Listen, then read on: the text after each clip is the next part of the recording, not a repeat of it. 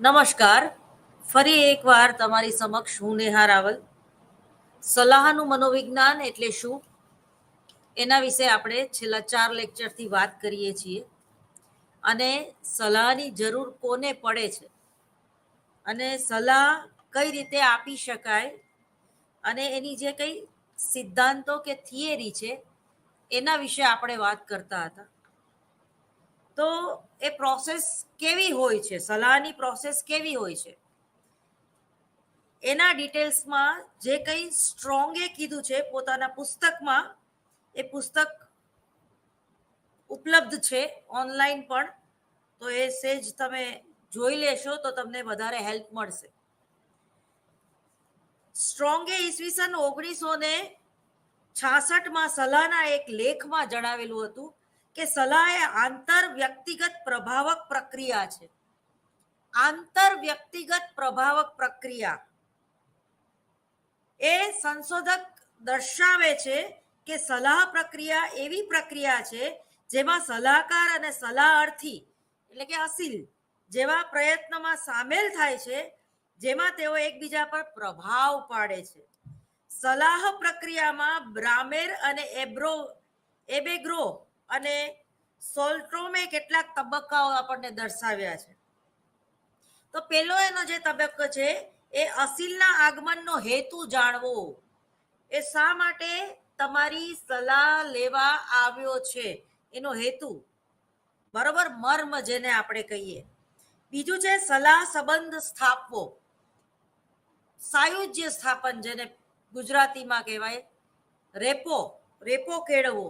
તમે એકદમ કોઈની સાથે વાતચીત નથી કરતા, પેલા રેપો કેળવો છો. દાખલા તરીકે બસમાં કોઈ અજાણી વ્યક્તિ તમને મળી જાય અને એ તમારી સામું જોતા હોય ને તમે એની સામું જોતા હોય, એટલે બોડી લેંગ્વેજ કે વાઇબ્સ જેને આપણે કહીએ એ મળે છે. એવું થાય કે આ વ્યક્તિ યારે બોલવા જેવું છે એમ. તમને એના નામ ઠામ કે ક્યાં ઉતરે છે તમને કંઈ જ ખબર ન હોય. પહેલી જ વાર તમે એકબીજાને જોયા હોય અને તમને એકબીજાનું આકર્ષણ થાય, એટલે કે જેને કહેવાય કે વાઇબ્સ મળે છે. કંઈક એવું છે કે તમને એની સામે જોવાનું મન થાય છે ને એને તમારી સામે જોવાનું મન થાય છે. તો એમાં તમારે રેપો એટલે કે સાયુજ્ય સ્થાપન કરવું પડે છે. ઘણીવાર આપણે એવું બોલીએ તમને ક્યાંક બહુ જોયેલા હોય એવું લાગે છે. તો ઘણીવાર એમ થાય છે કે આ વ્યક્તિ શું તમારું નામ આ છે, અથવા તો તમે ફલાણી કોલેજમાં છો. કંઈ પણ આપણે શરૂઆત કરતા પહેલા એ સાયુજ્ય સ્થાપન કરીએ છીએ.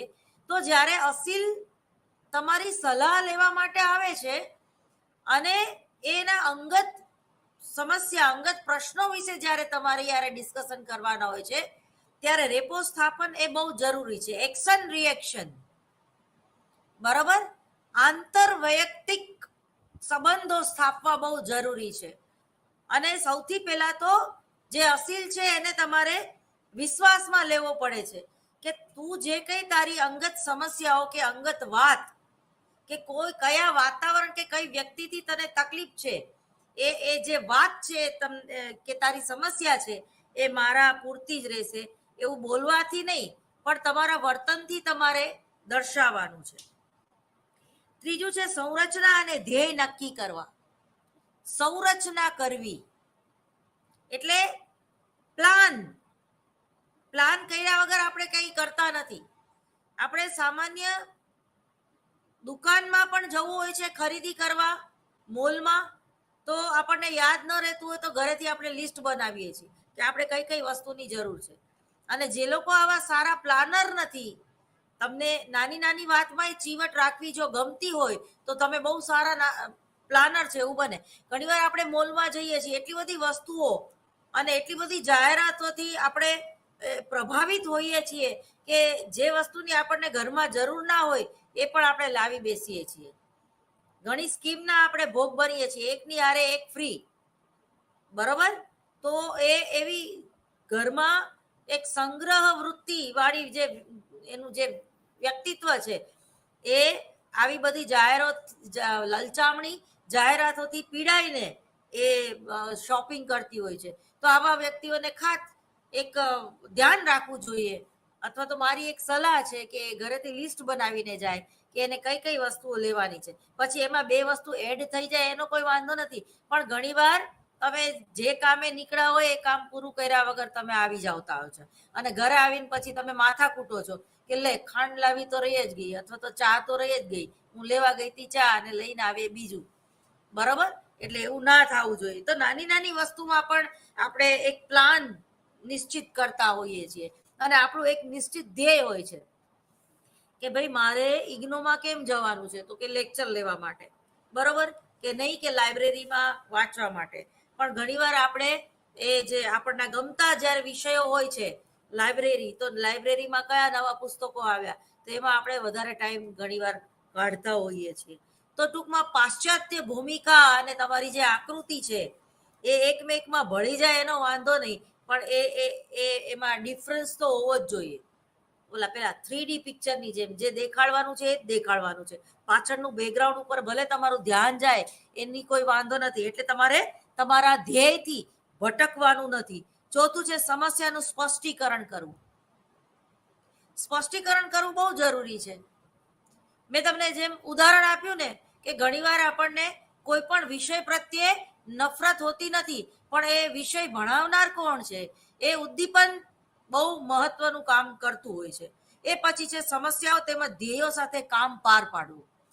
બરોબર? જે તમને જે તમારા અસીલની જે સમસ્યા છે અને તમારું જે ધ્યેય છે કે અસીલને એ સમસ્યાનો ઉકેલ જડી જાય, તો એની સાથે કામ કેવી રીતે પાર પાડવું એની એક પ્રોસેસ છે. છઠ્ઠું છે કાર્ય યોજના ઘડવી. જો કંઈ પણ વસ્તુ માટે આપણે યોજના ઘડવી પડે છે. આડેધડ આપણે જીવતા નથી, અને જે લોકો આડેધડ જીવે છે એ લોકો કેવા હોય છે, ઓલું ગીત છે કે જાના થા ચીન જાપાન પહોંચ ગયે, એના જેવું છે. ઘણીવાર એવું બને કે કોઈ છોકરાને વિદેશ જવું હોય ભણવા માટે અને પોતાની લાઈફ સેટલ કરવા માટે, અને એક કે બે વાર રિજેક્શન આવી જાય એનું કેનેડા માટે કે અમેરિકા માટે, અને પછી એને એમ થાય એ વધારે ગુસ્સે થાય, જેમ કે હારેલો જુગારી વધારે રમે, એટલે 2 રિજેક્શન આવી ગયો એટલે પછી હવે શું કરવું. પછી એને એજન્ટ એવી સલાહ આપે કે હવે તમે ત્રીજી વાર વિઝા માટે કેનેડા ટ્રાય નહીં કરો, મારી તમને એક સલાહ છે કે તમે લંડન ટ્રાય કરો, કારણ કે તમે જે કંઈ ભણવાના છો માસ કોમ્યુનિકેશન એન્ડ મીડિયા કલ્ચર, તો એનું એ ગ્રીનવિચ યુનિવર્સિટીમાં એ સબ્જેક્ટની માસ્ટરી વાળા પ્રોફેસરો ઘણા બધા છે. અથવા તો બ્રિટિશ સત્તાએ આપણા દેશ ઉપર, અને ઘણા બધા એવા દેશો છે જેના ઉપર પોતાની સત્તા ભોગવી છે, તો એ મીડિયા કલ્ચર ત્યાંથી જ શરૂ થાય છે, લંડનથી જ. તો એ બધાનો બાપ છે ટૂંકમાં. તો ત્યાં ભણવું વધારે, ગુરુના ગુરુ આગળ વધારે ભણવું સારું કે ગુરુ આગળ વધારે ભણવું સારું. તો આ રીતે એનું કાઉન્સેલિંગ કરીને ઘણીવાર કેનેડા જવા ઈચ્છતા વિદ્યાર્થીઓને પણ એજન્ટો જે છે એ લંડન પહોંચાડી દેતા હોય છે. એટલે એ પહોંચાડી દેતા હોય છે, ટૂંકમાં ડ્રાઇવિંગ સીટ ઉપર તો નથી જ બેસતા, પણ એને કન્વિન્સ કરે છે કે ભાઈ તને કેનેડા ન જવાય તો કંઈ નહીં, તને અમેરિકા પોસાય એમ ના હોય આર્થિક રીતે તો કંઈ નહીં, પણ લંડનમાં તું તારું ધ્યેય સિદ્ધ કરી શકે છે. તો ખાસ કરીને આ ફિલ્ડમાં પણ કાઉન્સેલિંગની બહુ જ જરૂર છે. ખાલી એજન્ટની સાથે સાથે તમે બહુ સારા કાઉન્સેલર પણ હોવા જોઈએ. એ પછી છે કાર્ય યોજના ઘડવી. કાર્યની યોજના કે ભાઈ એની જે પ્રોસેસ છે એ પ્રોસેસમાં ભાઈ તમારું ઓનલાઈન ઇન્ટરવ્યૂ આવશે, પછી એ ઓનલાઈન ઇન્ટરવ્યૂમાં આવા પ્રશ્ન પૂછાઈ શકે, બરોબર. અત્યારના જે કરંટ ટોપિક છે એ તમારે જોઈ લેવા, અથવા તો તમારું ઇન્ટરવ્યૂ જે છે 45 મિનિટ સુધી તો ચાલશે જ, બરોબર. તમારું ઇન્ટરવ્યૂ લેવા માટે 6 થી 8 પેનલ જુદી જુદી બેઠેલી હશે. ગ્રીનવિચ યુનિવર્સિટીના વીસીથી માંડીને તમને જે કંઈ પ્રોફેસરો ભણાવવા આવશે એ તમારું લેવલ ચેક કરશે કે તમે કેટલામાં છો, અને એમાં તમારે કયા ફિલ્ડમાં સ્પેશિયલાઇઝેશન કરવું છે. એઝ એ ફોટોગ્રાફર કે એઝ એ એન્ટરટેનમેન્ટનો જે પેલું કોન્સેપ્ટ છે એમાં તમારે ન્યૂઝમાં કામ કરવું છે, અથવા તો ડિસ્કવરી ચેનલમાં તમને વધારે પડતો ઇન્ટરેસ્ટ છે, તમને શેમાં ઇન્ટરેસ્ટ છે. તો આવી નાની નાની બાબતોનું ધ્યાન રાખીને તમારું ઇન્ટરવ્યૂ લેવામાં આવશે. આવી રીતે જે આઈએલ્સના ક્લાસ ચાલતા હોય કે જે લોકોને ફોરેન કન્ટ્રીમાં એડમિશન લેવાનું હોય એઝ અ સ્ટુડન્ટ તરીકે, તો એ લોકોનું પણ આવી રીતે એ લોકોને સલાહ અપાતી હોય છે અને એ લોકોને વ્યવસ્થિત ટ્રેનિંગ મળતી હોય છે અને ઇન્ફોર્મેશન મળતી હોય છે, માહિતી મળતી હોય છે, જે માહિતી એને જરૂરી હોય છે, માહિતીનો ઢગલો નહીં.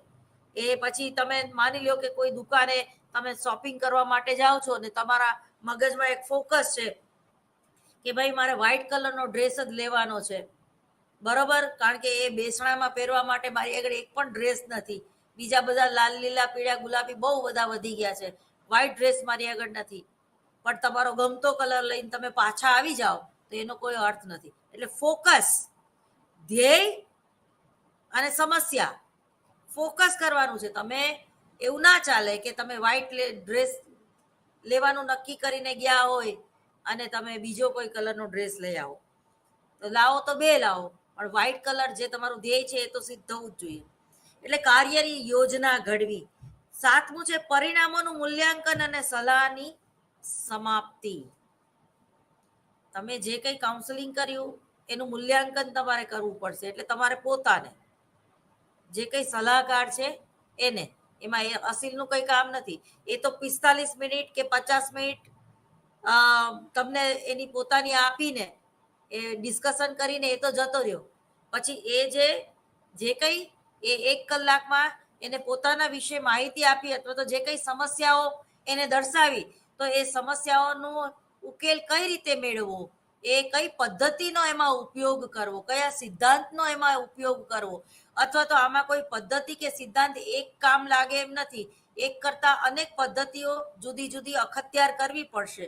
તો એનો તમે એક પ્લાન નક્કી કરો છો, તમે જેને તમારું પોતાનું હોમવર્ક છે કે બીજે દિવસે જ્યારે અઠવાડિયા પછી એ આપણને એની સિટિંગ કરવાની આવે તો ક્યાંથી શરૂઆત કરવી, અથવા તો જે પ્રોબ્લેમ એ આપણને કહેતો નથી અથવા તો કહી શકતો નથી, છુપાવે છે કંઈક, અથવા તો મારા ક્લાયન્ટને ખોટું બોલવાની ટેવ વધારે છે, અથવા તો દોષનો ટોપલો બીજાના ઉપર જ ઢોળવાની ટેવ છે, પોતાને કંઈ કરવું નથી, બરાબર, અને બીજાની અપેક્ષાઓ વધારે રાખવી છે, ડિપેન્ડન્ટ વધારે છે, તો એને કઈ રીતે ટ્રીટ કરવો વગેરે વગેરેનો એક પ્લાન ઘડવો પડે છે. તો હવે એના જે સોપાનો છે એમાં પહેલું સોપાન છે એ હું સેજ વાંચીને તમને સમજાવું છું. પહેલું સોપાન છે અસીલના આગમનનો હેતુ. સલાહના પ્રારંભમાં કે પ્રથમ બેઠકમાં જે સલાહની પ્રક્રિયાની શરૂઆત થાય છે તે લેવીને 1983માં જણાવ્યું છે કે સમયાંતરે સલાહના ધ્યેય બદલાતા જાય છે. જો ધ્યેયો બદલાય છે, તમને હું એક ઉલ્લેખ કરી દઉં અત્યારે આ શબ્દ ઉપર કે સમયાંતરે સલાહના ધ્યેયો બદલાતા જાય છે. આ એક લીટી ઘણું બધું આપણને કહી જાય છે. અભિવ્યક્તિ ગ્રુપમાં છેલ્લા 10 દિવસથી અમદાવાદ ગુજરાત યુનિવર્સિટીમાં જુદા જુદા નાટકો થઈ રહ્યા છે, જુદા જુદા પરફોર્મન્સ થઈ રહ્યા છે. એ પછી નૃત્યનું પણ હોય, નાટકનું પણ હોય, કે સાયકાડેલિક મ્યુઝિકનું પણ હોય, કે કોઈ હાસ્ય કલાકાર પણ આવ્યો હોય, આવા જુદા જુદા શો થાય છે. તો એમાં એક બહુ સરસ નાટક મેં નિહાળ્યું. આર્ટિસ્ટોનું નામ તો હું ભૂલી ગઈ છું. તો એમાં એ ખાલી 2 જ કેરેક્ટર, 3 જ કેરેક્ટર છે, પતિ પત્ની અને કાઉન્સલર. તો એમાં કાઉન્સેલિંગ એ કેવી રીતે કરે છે અને છેલ્લે જે કાઉન્સલર છે એ ઇનડાયરેક્ટલી એ લોકો બેના મનમાં શું કઈ વાત પડેલી છે, એ લોકો એકબીજાને પતિ પત્ની તરીકે સાથે રહી શકે એમ છે કે નહીં. મેં તમને અસીલ કોર્ટની વાત કરી હતી, મફત સલાહ કેન્દ્રો, બરોબર, એમાં પણ જુદી જુદી પેનલમાં તમે એ મફત સલાહ લઈ શકો કે ભાઈ આ પરિસ્થિતિમાં મારે ડિવોર્સ લેવા કે નહીં, અથવા તો ડિવોર્સ લઉં તો હું બેટર જિંદગી જીવી શકીશ કે આના વગર હું રહી શકું એમ જ નથી. તો એ બધા પ્રશ્નોના જવાબ જાણવા માટે તમારું પોતાનું કાઉન્સેલિંગ કરાવવું પડે છે. તો એવું જ કંઈક એ નાટકમાં દેખાડવામાં આવેલું. ફરીવાર આ વાક્ય વાંચી જાઉં છું કે હું આ ઉદાહરણ શું કામ આપું છું. સમયાંતરે સલાહના ધ્યેય બદલાતા જાય છે.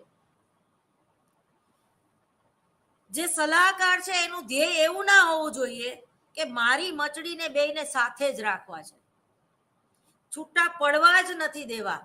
ઘણીવાર એવું બને કે સલાહકારને મમ્મી પપ્પાના એટલે જે ક્લાયન્ટ્સ છે એના બે, માની લ્યો કે એ ક્લાયન્ટ્સ અને બી ક્લાયન્ટ્સ, એ છે પુરુષ છે ને બી છે સ્ત્રી છે, તો જે સ્ત્રીના મમ્મી પપ્પા છે એ સતત સલાહકારને આગ્રહ નહીં દુરાગ્રહ રાખતા હોય છે કે ગમે એમ કરીને મારી છોકરીને સમજાવો કે ડિવોર્સ ના લે, અથવા તો છોકરાના મા બાપ કે ભાઈ ડિવોર્સ ના લે એવું કંઈક તમે જાદુ કરો એમ.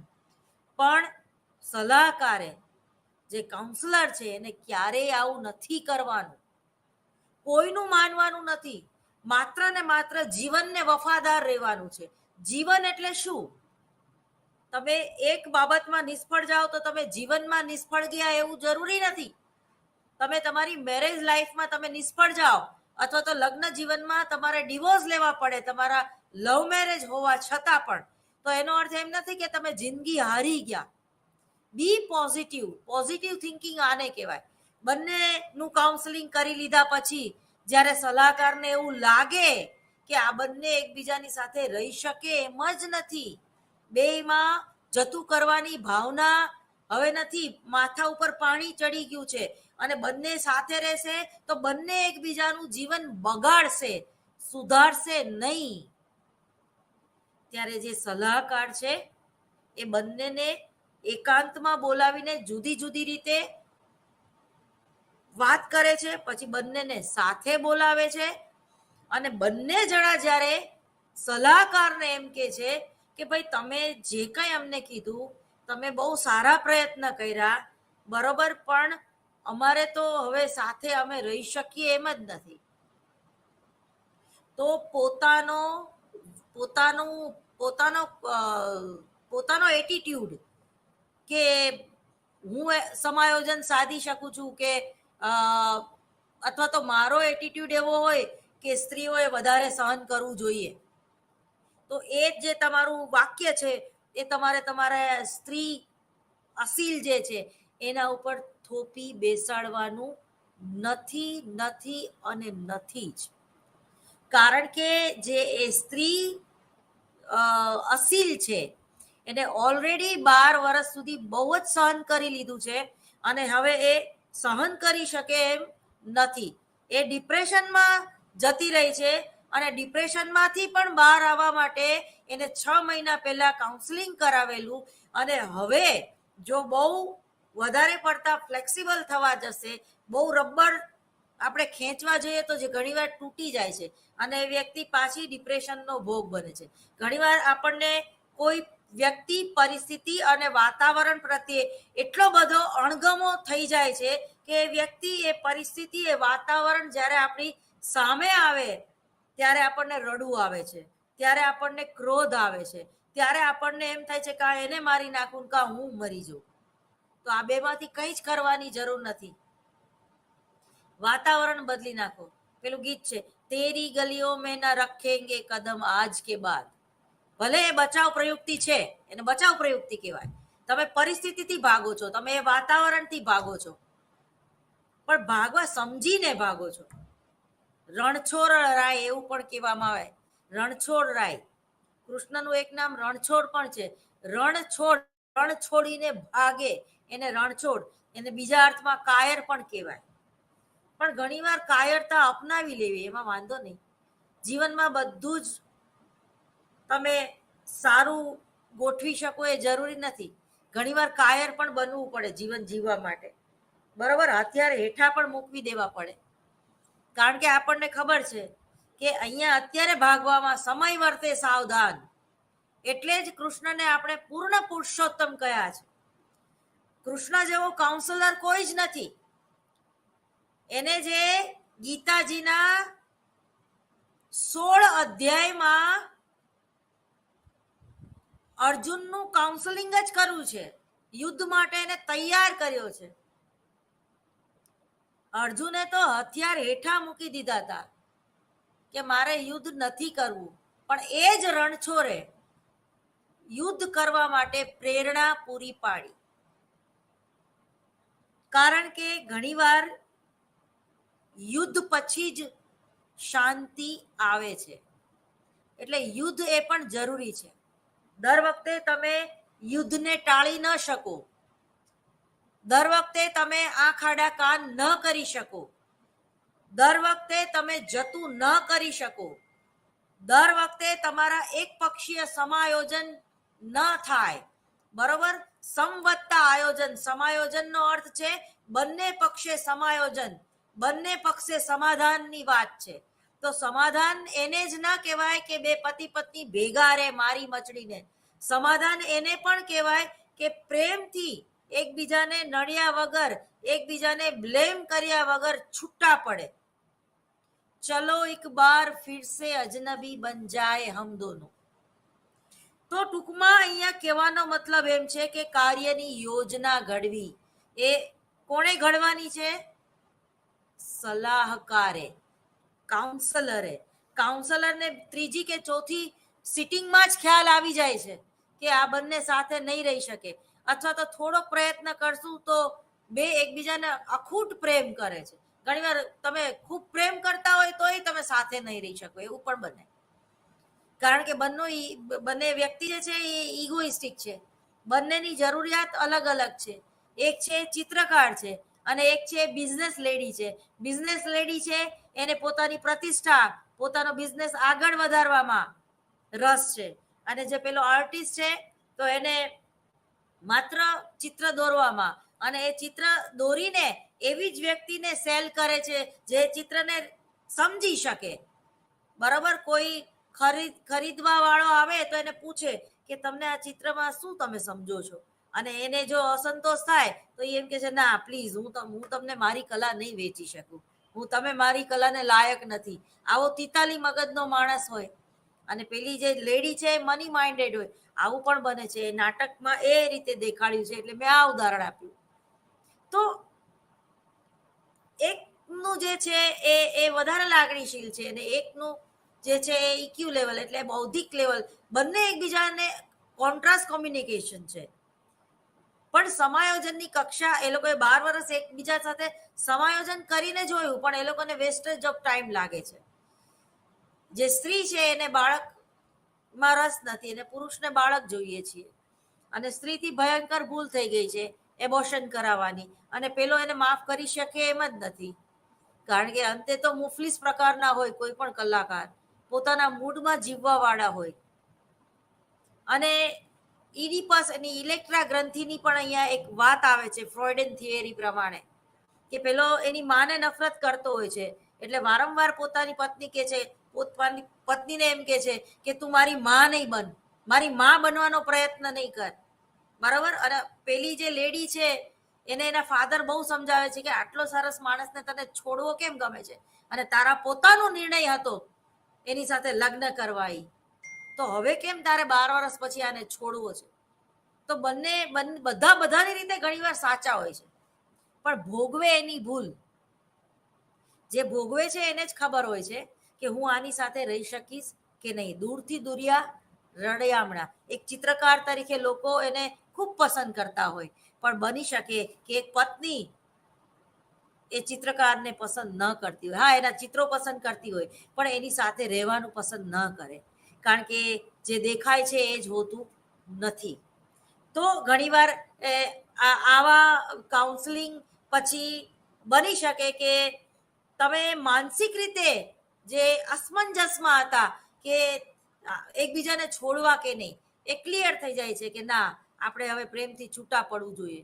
તો આ સેન્સમાં હું તમને કહું છું કે સમયાંતરે સલાહના ધ્યેય બદલતા જાય છે. ઘણીવાર એવું બને કે આપણે કેન્સરથી પીડાતા હોઈએ, તમે પોતે એવું નક્કી કરી લીધું હોય કે મારે દવાખાનામાં દાખલ નથી થવું, મારે ઘરે જ મરવું છે. હું 6 મહિને મરું તોય વાંધો નહીં, 12 મહિને મરું તોય વાંધો નહીં, મારે કીમોથેરાપી નથી જ લેવી, કારણ કે એ વધારે પીડાદાયક છે, મારે સહજ રીતે મૃત્યુ જોઈએ છીએ. પણ જ્યારે તમારા સગાવાલા તમારા ઉપર હાવી થઈ જાય છે કે ના, અમે તને આવી રીતે ના છોડી શકીએ, તને ઘરમાં ના રાખી શકીએ, તને આ રીતે તારા વાળ ખરે છે, તને પીડાતા અમે નથી જોઈ શકતા. તો ઘણીવાર એવું બને છે કે એ વ્યક્તિ એના સગાવાલાથી પીડાઈને પણ એ હોસ્પિટલાઇઝ થાય છે અને વધારે રીબાય છે. તો ત્યારે સારા કાઉન્સલરની જરૂર હોય છે, કુટુંબને પણ અને જે મૃત્યુ પામવાની છે કેન્સરથી એને પણ. પણ હું તો એવું માનું છું કે ખરેખર એને કેવી રીતે મરવું એને નક્કી કરવા દેવું જોઈએ. જો એને ટ્રીટમેન્ટ ના કરાવવાની હોય, એને ના જ કરાવી હોય, કારણ કે એને ખબર છે કે ભાઈ આ 3જા સ્ટેજમાં હું છું અને મને બહુ મોડી ખબર પડી કે હું કેન્સરનો ભોગ બનેલી છું અને એ થેરાપીથી મને વધારે પીડા થશે અને આ હું વગર પીડાએ ગમે ત્યારે મૃત્યુ પામીશ. તો હું તો એવું માનું છું કે હું તો એવી સલાહ આપું કે ભાઈ એના કુટુંબીજનોને કે ભાઈ એને ઘરમાં રાખો અને એને ફરવા જવા દો. એને જે કંઈ એની ઈચ્છા છે એમાં તમે એને સપોર્ટ કરો. એને કોઈ ખાવા પીવાની ના ન પાડો. એને ગળ્યું ભલે નથી ખાવાનું, પણ એને ખાવું છે તો એને જલેબી ખાવા દો. એને મસ્ત રીતે જીવવા દો. કેવું જીવા એ મહત્વનું છે, કેટલું જીવા એ મહત્વનું નથી. તમે 75 વર્ષ સુધી જીવો પણ ઘેટા બકરાની જેમ જીવવા હોય, ખાલી એક જ વાર તમારો છાપામાં ફોટો આવે જ્યારે તમારું બેસણું હોય, એનો શું મતલબ છે? એના કરતા બહુ નાની ઉંમરે સ્વામી વિવેકાનંદ મૃત્યુ પામ્યા, દેવ થઈ ગયા, મોક્ષ પામ્યા.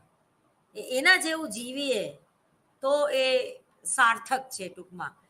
તો કહેવાનો મતલબ એમ છે કે એ હવે બદલાતું જાય છે, બરોબર. સલાહ સંબંધની અસરકારકતા અને આત્મીયતાને ધ્યાનમાં લઈને તેના ધ્યેય અથવા તો હેતુ બદલાતા રહે છે. સૌથી પહેલા તો સલાહનો પ્રારંભ કરવા માટે સલાહકાર જાણવા માંગે છે કે અસીલ અહીં કેમ આવ્યો છે, કયા પરિબળો હતા જેમણે અસીલને સલાહકાર માટે આપવાની પ્રેરણા આપી. સલાહના આ પ્રથમ પગથિયાનું ધ્યેય અસીલ પોતાની સમસ્યા કે વ્યથાનું કારણ આપે તે જાણવાનું છે. કેટલાક અસીલો કોણે તેમને અહીં આવવા માટે પ્રેર્યા તે વિશે કહી શકે છે. જેમ કે કોઈ શિક્ષક તબીબે તેમને સલાહકાર પાસે મોકલ્યા અથવા તો અંગત મૂંઝવણમાં માર્ગદર્શન ન મળતું હોવાથી તેઓ માર્ગદર્શન મેળવવા માટે જાતે જ સલાહકાર પાસે આવ્યા, એ પહોંચ્યા. દાખલા તરીકે તમને વ્યક્તિગત માહિતી પત્રક ભરવાનું કહેવામાં આવે છે. હું જ્યારે કોઈ મારી પાસે અસીલ આવે છે ત્યારે હું આ થિયરીથી જઉં છું, જેનો હું અત્યારે ઉલ્લેખ કરું છું. તો વ્યક્તિગત માહિતી પત્રકમાં શું હોય છે? તો સૌથી પહેલા તો જે તે અસીલનું માત્ર નામ. તો એમાં તમારે કોઈ સૂચના નથી આપવાની કે તમે તમારી અટક પહેલા લખો, તમારું નામ પહેલા લખો, કે તમારા ફાધરનું નામ લખો કે નહીં, કે તમારા હસબન્ડનું નામ લખો કે નહીં. તમે કેવી રીતે નામ લખો છો એના વિશે પણ સલાહકારને જાણવું હોય છે. દાખલા તરીકે હું એમ લખું કે ડોક્ટર નેહા રાવલ,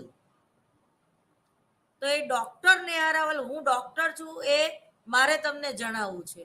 નેહા એટલે હું મારા નામને પહેલા અટક આપું છું, પછી મારી જ્ઞાતિને. અથવા તો વચ્ચે ડી બોલતી જ નેહા દિનેશ રાવલ આવું બોલતી જ નથી. અથવા તો નેહા યોગેશ પંડ્યા આવું બોલતી જ નથી. કારણ કે મને મારા પતિનું એઝ એ કાઉન્સલર તરીકે કોઈ જરૂર નથી, મને પંડ્યા અટકની કોઈ જ જરૂર નથી. પણ રાવલ મારા મોઢે ચડી ગયેલી એક અટક છે, એટલે હું હંમેશા રાવલ જ. મારી માર્કશીટમાં પણ રાવલ, મારા ફાધર નાનપણથી, મારા પાસપોર્ટમાં પણ રાવલ છે, એટલે હું રાવલ બોલું છું. તો અસીલને તમે આવા પ્રશ્નોમાં વ્યક્તિગત માહિતી પત્રક જ્યારે ભરાવો છો ત્યારે એ વસ્તુથી તમે નજદીક આવો છો. કાઉન્સમાં તમારે એવી સૂચના આપી શકો કે તમે તમારા પતિનું નામ પણ લખી શકો છો, અથવા તો પિતાનું નામ પણ લખી શકો છો. પછી બની શકે કે તમે તમારું ગોત્ર પણ પૂછવામાં આવે, અથવા તો તમે ટૂંકમાં એ ગોત્રનું મહત્વ સલાહકારને કોઈ જ નથી, પણ તમે તમારા ગોત્રને કેટલું મહત્વ આપો છો, તમારી જ્ઞાતિને કેટલું મહત્વ આપો છો, તમે જ્ઞાતિમાં બ્રાહ્મણ લખો છો, વાણિયા લખો છો કે ખાલી હિન્દુ કે ભારતીય, એ બહુ અગત્યનો પ્રશ્ન છે. આ અત્યારે એક કરંટ ટોપિક ચાલે છે તો એના વિશે હું એક લીટી બોલી જાઉં. ભાજપને હાથના કર્યા અહીંયા વાગશે આ વખતે ચૂંટણીમાં, એવું મારું માનવું છે. કારણ કે જ્ઞાતિવાદ ઉપર બહુ જ ગયું. તમે જો વસ્તી ગણતરી વાળા આવે છે આપણા ઘરે, તો એમાં રીતસર તમારી જ્ઞાતિ લખવાનું કહે છે તમને. ખરેખર આ ખોટું છે. જ્ઞાતિવાદ આનેથી ઊભો થાય છે.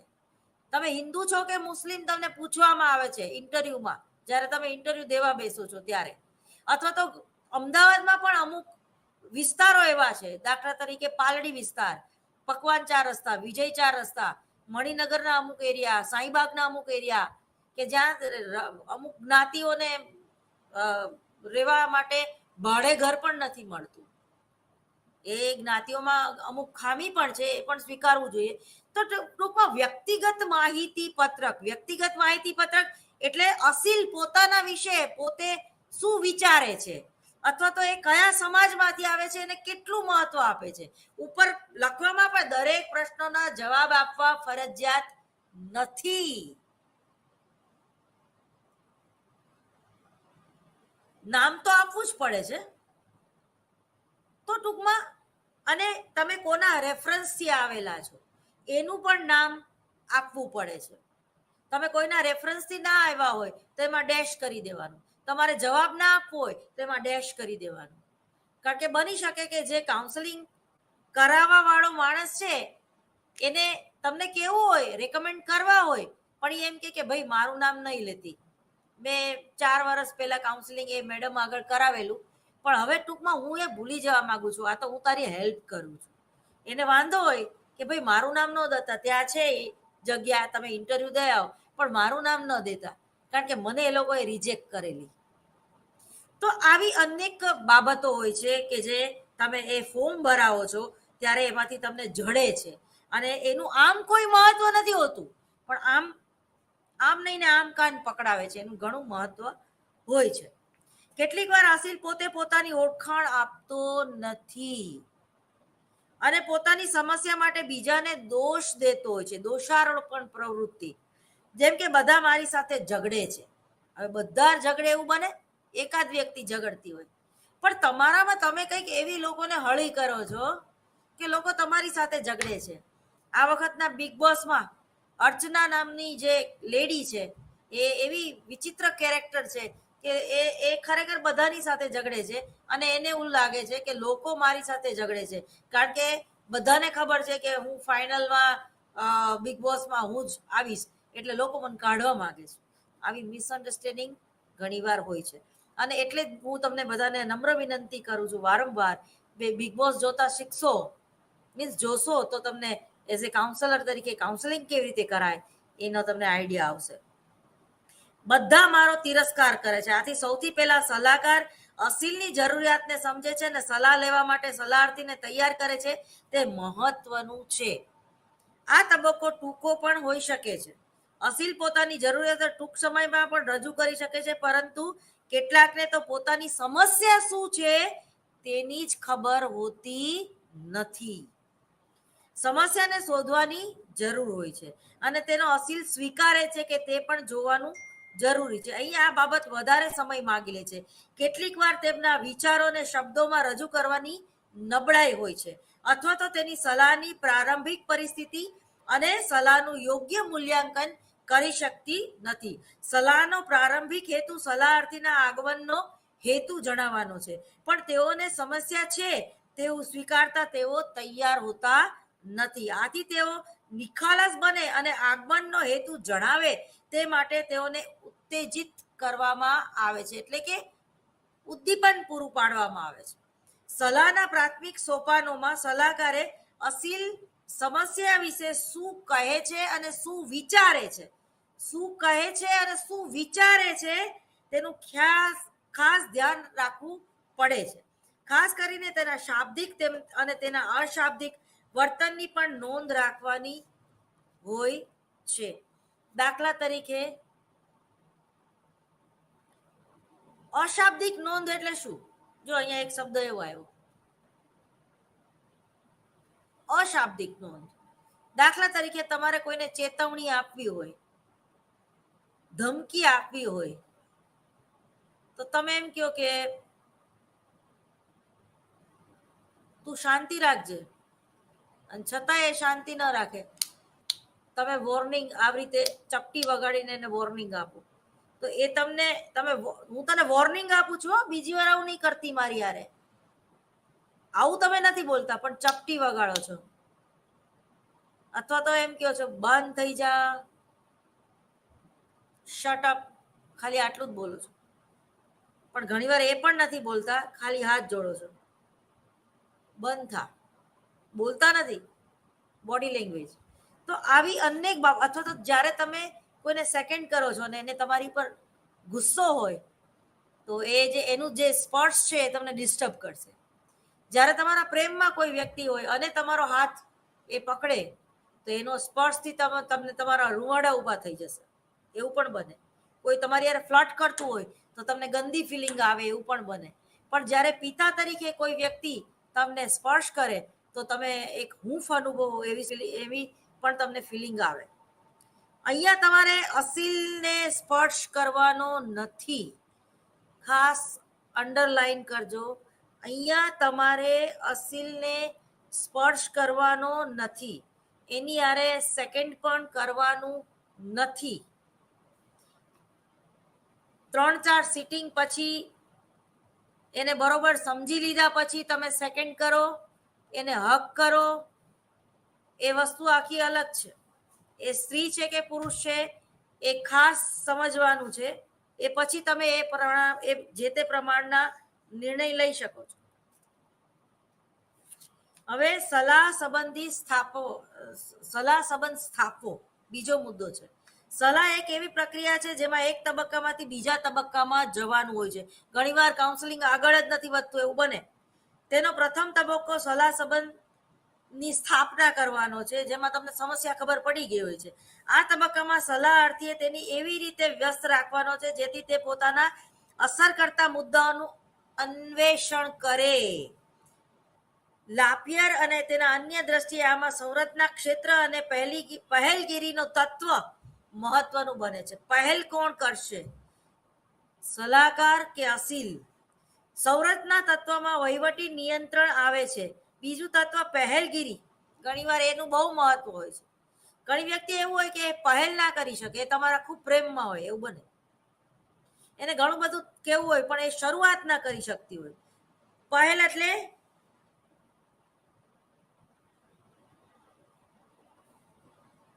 સામેલગીરી જેવું, જેને કહેવાય એક્ટિવ કરવું કોઈ વસ્તુમાં, જેમાં પરિવર્તન માટે પ્રેરણા આપવામાં આવે છે. વાતાવરણ બદલવાની, કે ભલે ભાઈ તમને 60,000 રૂપિયા પગાર મળતો હોય, પણ જો તમે તમારા બોસના વારંવાર સંપર્કમાં આવશો તો તમે વધુ એના પ્રેમમાં પડશો, અને જો તમે પ્રેમમાં પડશો તો તમારું લગ્ન જીવન જે છે એ ડિસ્ટર્બ થશે. એના કરતાં બેટર છે કે તમે જેમ બને એમ તમારા બોસનો સંપર્ક ટાળો. પણ આ જે સીધા શબ્દોમાં હું બોલી, એ સીધા શબ્દોમાં બોલવાનું નથી. તમારે તમારા અસીલને એવું કહેવાનું છે કે તમને આનાથી બેટર જોબ મળી શકે એમ છે. હમણાં જ જાહેરાત મેં જોઈ કે ત્યાં પણ ક્લાર્કની જગ્યા છે, તો મારી પણ ઓળખાણ છે, હું તમને એમાં હેલ્પ કરી શકીશ. 5,000 આમ કે આમ તમારા ઘરથી નજીક છે, પેટ્રોલના પૈસા તમારા બચી જશે. તો તમે એક કામ કરો ને, તમારું વાતાવરણ બદલી નાખો, તમને બધી રીતે અહીંયા બેનિફિટ છે. તો આ ટ્રેક ઉપર તમારે તમારા અસીલને લઈ જવો પડશે. કારણ કે પ્રેમમાં પડવું કોને ન ગમે? બધાને જ ગમે. એ પછી પહેલી વાર હોય, બીજી વાર હોય, ત્રીજી વાર હોય કે 5મી વાર હોય. એક બહુ સરસ મજાની એક ઘટના છે, પણ એ પ્રેમમાં એટલું બધું ના પડાય કે આજુબાજુ વાળી વ્યક્તિ જે છે એ ડિસ્ટર્બ થાય, તમારું ફેમિલી ડિસ્ટર્બ થાય. તમારું ફોકસ તો તમારું ફેમિલી જ હોવું જોઈએ, તમારા બાળકો જ હોવા જોઈએ, તમારો પતિ જ હોવો જોઈએ.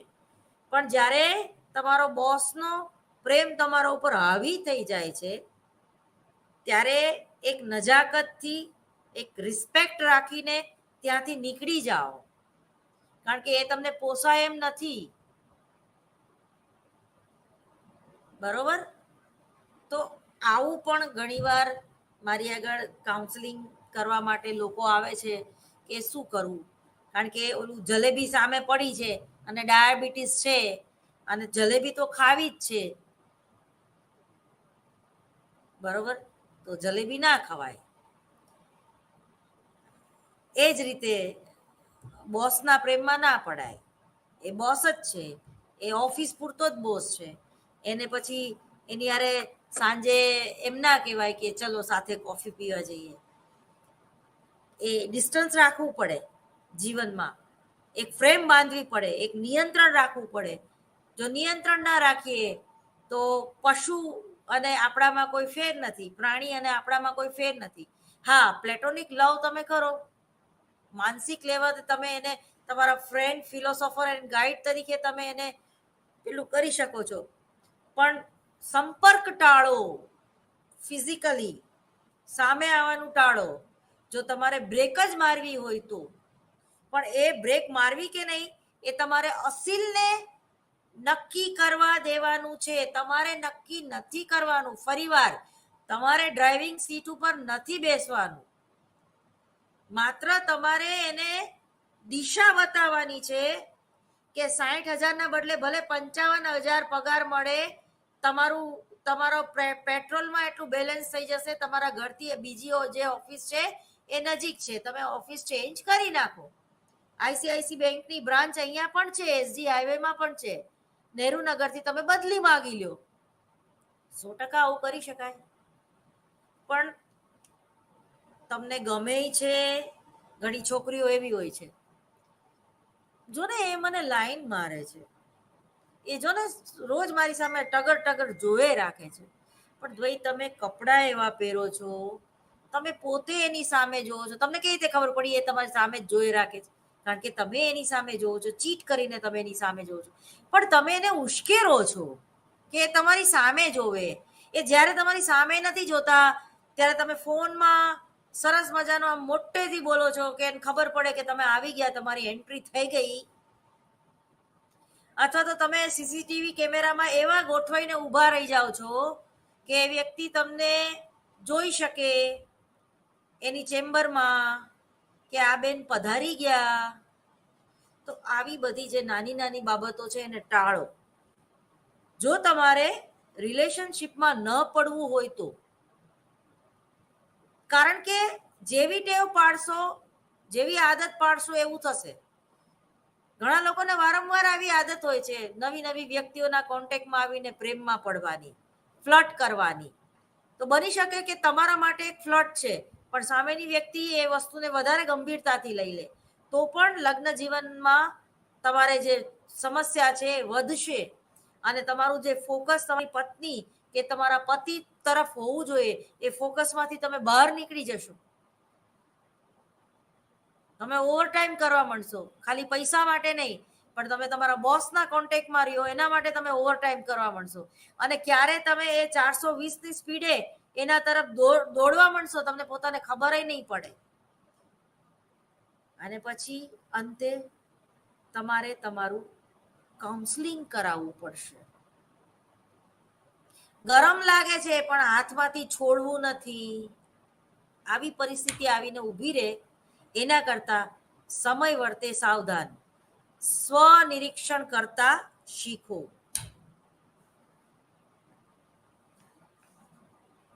ત્રીજું છે સંરચના અને ધ્યેય નક્કી કરવા. અસીન અને સલાહકારને અગાઉથી સલાહ, ધ્યેય અને સ્વરૂપ અંગે પ્રત્યક્ષીકરણ કરવું જોઈએ.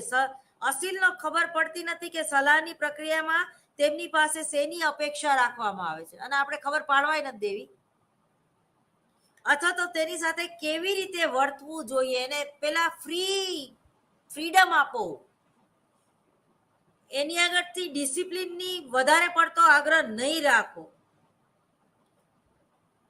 દરેકની થિયરી અલગ હોય છે. રીઓર્ડર્સ અને અન્ય સાયકોલોજીસ્ટે એવું કીધું છે કે આ પ્રકારના અચોક્કસતા કે સલાહ પ્રક્રિયાને અવરોધે છે. ઘણીવાર વધારે પડતી અચોક્કસતા રાખવાથી પણ જ્યાં માઇન્ડ એપ્લાય કરવાનું હોય છે ત્યાં નથી થતું. જો અમુક પ્રકારની સંરચના હોય તો આ પ્રશ્ન હલ થઈ શકે છે. સંરચનાની સલાહની વ્યાખ્યામાં સલાહકાર અને અસીલ વચ્ચે સંલગ્ન સમજ મહત્વની બાબત છે. આ સમજ ગુણો, શરતો, પ્રવિધિઓ અને સલાહના પેરામીટર અંગેની હોય છે. સંરચનાને લીધે સલાહકાર અને અસીલ વચ્ચેનો સંબંધ પણ સ્પષ્ટ થઈ જાય છે. જો બીજી સિટિંગમાં જ કે ત્રીજી સિટિંગમાં વધીને અસીલને ખબર પડી જવી જોઈએ કે સામે બેઠેલી વ્યક્તિ એ ડોક્ટર છે અને મારે એની સલાહ લેવાની છે અને મારા જીવનમાં જે સમસ્યા છે એના ઉકેલ મેળવવા માટે હું એની પાસે આવ્યો છું. નહીં કે વાતો વાગોળે જ રાખવી, અથવા તો નહીં કે એને પોતાના જીવનમાં વધારે પડતું, ડોક્ટર હોય છે તો આપણને તાવ આવે છે ત્યારે જ એની આગળ જઈએ છીએ, પછી અમથે અમથા એની આગળ જતા નથી. ઘણા લોકોને એવી ટેવ પડી જાય છે કે એ જે અસીલ છે એ ડોક્ટરના વારંવાર કોન્ટેક્ટમાં રહે. જરૂરી નથી. અને અહીંયા ખાસ સલાહકારે સિટિંગ પૂરી થઈ ગયા એટલે કે સમસ્યાનો નિરાકરણ આવી જાય પછી અસીલ આરે કોઈ એવા સંપર્ક ગુડ મોર્નિંગ કે ગુડ નાઇટ ના રાખવાના રહેતા નથી.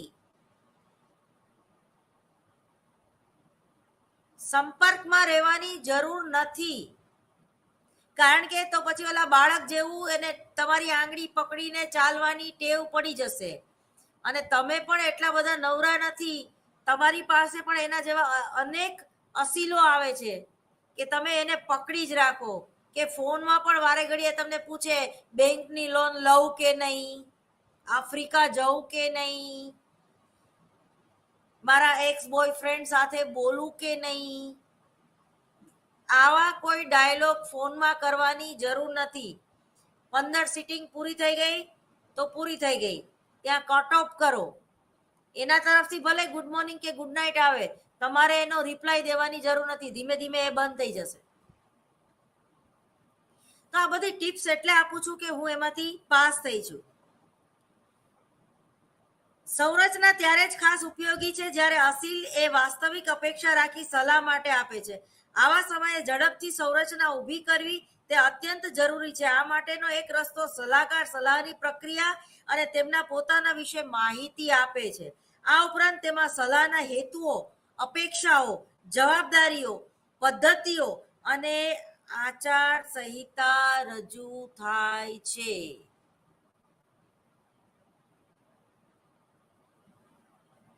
ફેમિલી ડોક્ટરની જેમ ફેમિલી કાઉન્સલર પણ હોય છે. એમાં ફેમિલી કાઉન્સલર છે એને ખાસ ધ્યાન રાખવાનું છે. ફેમિલી ડોક્ટર એટલે એમાં કાકા દાદા ભાઈઓ બધા 5 ભાઈઓ આવી ગયા. મારી પાસે એક કુટુંબ એવું છે કે હું એ લોકોના આખા ફેમિલીની કાઉન્સલર છું. એનું ફેમિલીમાં લગભગ 50 થી 60 લોકો કાકા દાદા મામા ફઈના દીકરા દીકરીઓ હશે.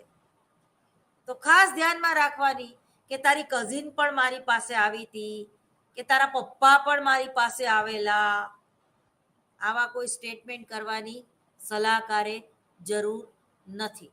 એ વાત ગુપ્ત રાખવાની છે. બરોબર? તો એ બધું એ આચાર સંહિતામાં આવે. અને હા, ઘણીવાર શરૂઆતમાં જે કાઉન્સલર છે એ ભૂલ કરી બેસતા હોય છે. તમે જોજો કે હાઈકોર્ટનો જજ કે કોઈ પણ કોર્ટનો જે જજ છે ને એ કોઈ જાહેર પ્રોગ્રામમાં જલ્દીથી જશે નહીં, અથવા તો જશે તો અતિથિ વિશેષ તરીકે જશે. એક ફ્રેમ બાંધી લે છે, લોકોના કોન્ટેક્ટમાં એને બહુ નથી આવવાનું. શા માટે? કારણ કે એની કેરિયર ઉપર અસર થાય. એક જજે સરસ મજાનું જજમેન્ટ તમારી ફેવરમાં આપી દીધું, પછી એ જજમેન્ટને ધ્યાનમાં રાખીને તમને એવું થાય કે આ જજ હારે હું ફ્રેન્ડશિપ કરું, અથવા તો એમને મારા કુટુંબમાં ઇન્વોલ્વ કરું કે મારા લગ્નમાં બોલાવું, પણ એ જજ છે એ ક્યારેય તમારા લગ્નમાં નહીં આવે. એ જજ છે એ ક્યારેય તમારી પાર્ટીમાં નહીં આવે. કે આઈએસ ઓફિસર કક્ષાની માણસ કે પોલિટિકલ લેવલે સ્મૃતિ ઈરાનીને તમે આમંત્રણ મૂકો તો એ બધાના આમંત્રણમાં નથી આવતી. ધીરુભાઈ અંબાણી ભલે એની આગળ પોતાની થાળી પીરસાવે, એ વસ્તુ આખી અલગ થઈ ગઈ.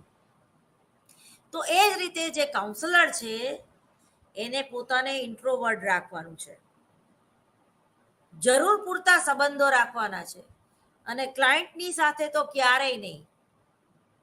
બરાબર, શરૂઆતમાં જ્યારે હું નવી કાઉન્સલર બની આજથી ઘણા વર્ષો પહેલા, ત્યારે એવી ભૂલ કરી બેઠી હતી. તો એ ભૂલ ના થવી જોઈએ, એટલે હું તમને મારા અનુભવ શેર કરું છું કે જે મેં ભૂલ કરી એ તમે ના કરતા. શરૂઆતમાં ભૂલ થઈ હતી, હવે નથી થતી, કારણ કે ત્યારે તમારી એજ પણ નાની હોય. તમને એમ થાય કે ચલો એનો પણ પ્રોબ્લેમ ખતમ થઈ ગયો છે, બ્રાહ્મણ કુટુંબની જ છે, તો એ મને એના લગ્નમાં બોલાવે તો મારે જવામાં શું વાંધો છે, એની પાર્ટીમાં બોલાવે તો મને જવામાં શું પ્રોબ્લેમ છે. ના, તમારે એટલા બધા ફેમિલિયર બનવાની જરૂર નથી. તમારો ફેમિલી ડોક્ટર ભલે હોય, પણ તમારે એને લગ્નમાં બોલાવવાની જરૂર નથી. અને એક અસીલ તરીકે, અને તમને તમારો અસીલ બોલાવે તો તમારે તમારા અસીલના લગ્નમાં પણ જવાની જરૂર નથી. હા, એ તમને સ્મશાને બોલાવે તો જરૂર જજો, એના દુઃખમાં જજો, એના સુખમાં જરૂર જવાની જરૂર નથી. ઈશ્વર બનો, ઈશ્વર તો ના બનો, પણ ઈશ્વર જેવા બનો. બરોબર, દરેક જગ્યાએ. હા, ઘણીવાર કોઈ ડિપ્રેશનમાં આવી જાય સ્મશાનમાં, તો એ વ્યક્તિ તમને એમ કે મારા ફાધર ઓફ થઈ ગયા છે, પ્લીઝ તમે આવો ને, આટલા વાગે અગ્નિદાહ દેવાના છે. તો તમારે 10 તમારા કામ પડતા મૂકીને પણ જવું. દુશ્મનના પણ દુઃખમાં ભાગ ભજવવો, એને રિલેક્સ કરવા માટે. દરેકના પછી પોતાના સિદ્ધાંતો હોય છે, દરેકની પોતાના સંસ્કારો હોય છે, એ પ્રમાણે વર્તવું. વ્યવહારિક માર્ગદર્શન રેખાઓ એ સંરચના ઘડતરનો ભાગ છે. આ માર્ગદર્શન રેખાઓમાં સમય મર્યાદા ખાસ નક્કી કરવી. કાર્યની મર્યાદાઓ પણ હોય છે, પ્રક્રિયાની મર્યાદાઓ પણ હોય છે. સામાન્ય રીતે સંરચનાને લીધે સલાહનો વિકાસ અને તેનું માળખું તેમજ એ પ્રક્રિયા સ્પષ્ટ થાય છે. આ એ ઉપચારાત્મક પ્રક્રિયા છે જે ડે 1 માં ફેરફાર કરવાની જરૂરિયાત લાગે તો કરવી, પણ વધારે પડતું નહીં. પછી છે સમસ્યાનું સ્પષ્ટીકરણ કરવું. ચોથો મુદ્દો છે, ચોથું સોપાન છે સમસ્યાનું સ્પષ્ટીકરણ. તમે જો, એટલે જ હું કહું છું કે 3-4 સિટિંગ ઘણીવાર પૂરી થઈ જાય પછી ખબર પડે છે કે પેટમાં દુખે છે કે માથું દુખે છે. ઘણા એવા બધા સેવાભાવી હોય છે ને કે ગામની સમસ્યાઓ પોતાના માથા ઉપર મૂકીને ફરતા હોય છે. એનો સ્વભાવ એટલો બધો પંચાતી હોય છે, અથવા તો એટલા બધા સેવાભાવી હોય છે, અને પાછા એમ કે હું બહુ લાગણીશીલ છું ને એટલે આવું થઈ જાય છે મારેથી. અરે પણ તો લાગણીશીલ નહીં, એને લાગણીશીલ કહેવાય જ નહીં. લાગણીશીલ હોવું અને મૂર્ખ હોવું એમાં બહુ ડિફરન્સ છે. પણ જ્યારે તમારી આગળ કોઈ પ્રવૃત્તિ નથી, તમારી આગળ કોઈ કામ નથી, તમને લોકો ચા પાણી પાય અથવા તો પોકેટ મની નીકળી જતા હોય, એવો થોડોક અંગત સ્વાર્થ રાખીને તમે રોજ સાંજે ઉમરો તોડવા એની પાસે બેસો અને એ વ્યક્તિ એવી હોય કે જ્યારે કોઈ ના હોય ત્યારે તમને બોલાવે, એટલે કે જ્યારે કોઈ એને મહત્વ ન આપે, બની શકે કે એનું ફ્રેન્ડ સર્કલ છે એ એના ઘરે જમવા માટે આવવાનું હોય અને એ ના આવી શકે, પછી એમ કે યાર મારા ગ્રુપના મારા ક્લાસમેટ બધા મારા ઘરે આજે જમવા આવવાના હતા પણ એ લોકોએ પ્રોગ્રામ કેન્સલ કર્યો મારા ઘરે આવવાનો અને એ લોકો સુંદર મજાનું નાટક જોવા માટે ગયા છે, તો યાર તું શું કરસ, આવ ને. તો તમને એમ થાય કે યાર લાવ જઈ આવવા દે. તો તમે સમજો કે એના 5 ફ્રેન્ડ જ્યારે આવવાના હતા જમવા, તો છઠ્ઠા ફ્રેન્ડ તરીકે તમને બોલાવી શકત, પણ એને તમને ના બોલાવ્યા. પણ હવે 5 ફ્રેન્ડ નથી આવવાના એટલે એ તમને ઓપ્શન, આપણે સ્પેર વ્હીલ રાખીને એવી રીતે તમે સ્પેર વ્હીલ છો એના જીવનમાં. તો એ સ્પેર વ્હીલ તમારી લાગણી, તમારો યુઝ થાય છે ત્યાં, તો તમારે તમારો કેટલો યુઝ થવા દેવો એ તમારા ઉપર આધાર છે.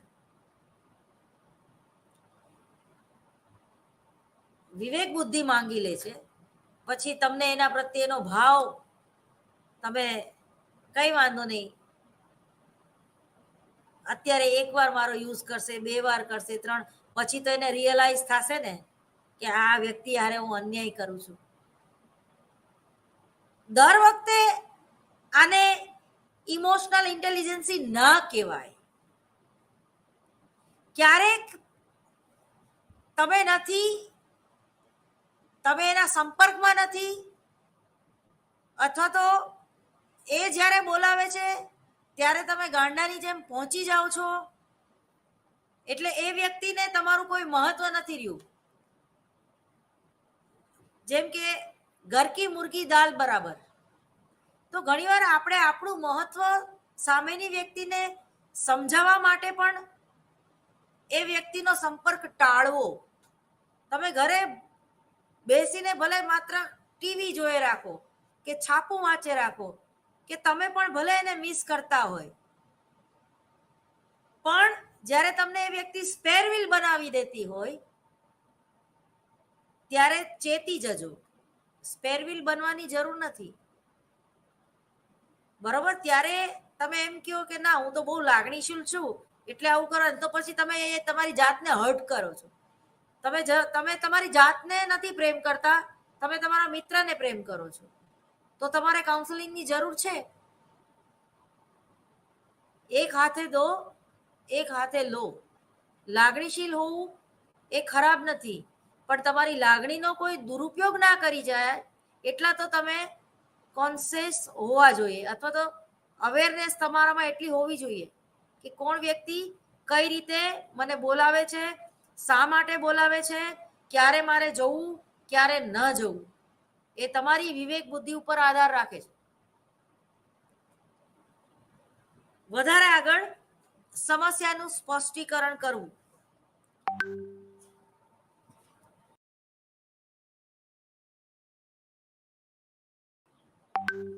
સમસ્યાનું સ્પષ્ટીકરણ કરવું.